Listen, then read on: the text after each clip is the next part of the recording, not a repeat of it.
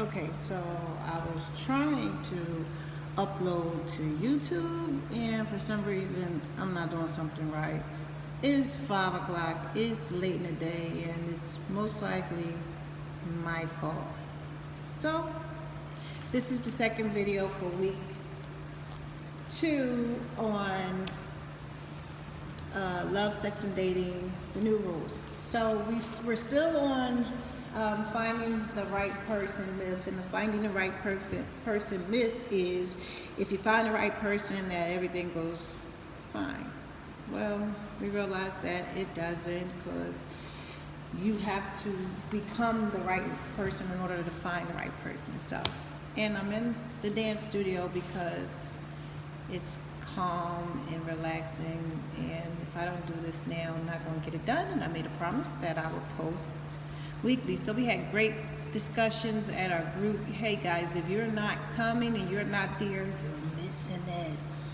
So we talked about the different things and what did we expect the right person to be, and what are we doing to become the right person. And if you have not got your book, please get your book, and don't feel like you're out of place. Just read chapters 1, 2, and 3. You'll catch up. And for the most part, even if you didn't have your book and you came to class, you will be able to jump into the discussions, because the discussion isn't just we're going to read the book and talk about the book. We actually go into details as it applies to us. And so don't feel like if you don't have your book that you can't come. We want you to come. The discussions is greater because you are there. But if you can't make it, meet us right here. So we talked about men, the differences between men and women when they look at, guys are visually stimulated, and women, they said, was emotionally stimulated, which is a myth. We like nice looking things too, but we've learned that once we get to know someone, that looks maybe the first important factor, but not the only factor. But once we get to know, and we get to know the real person. I'm not a man, so I'm not going to come from a man's perspective, but some of the guys gave their view. But one of the things we brought out was, when you meet someone, they're your brother and your sister first. So try to get to know them on that level. This way, looks and all that stuff doesn't come into account. Because if he's your brother, it doesn't matter if he's your taste or he's your kind or that's what you're looking for. Just look to meet a new friend, a new brother, or a new sister, which is awesome. And coming out to events like this, it's not a pickup, but it helps you to talk about the different things that we encounter being singles. I remember, not from this go round, but last go round, we talked about how friendly women sometimes seem like they like men, or how men speaking to women in the church may appear that they want to date them. Guys, girls, it's okay to be cordial. It's okay to be friendly to your brother or sister.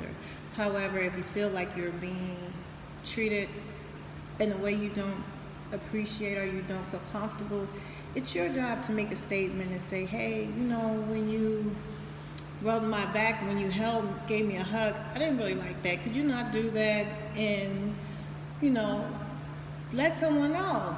So we're grown and we can communicate. If we're not comfortable with how we should communicate it, that's why we have these groups, so we can build our confidence, build our communication skills, and learn how to be successfully single.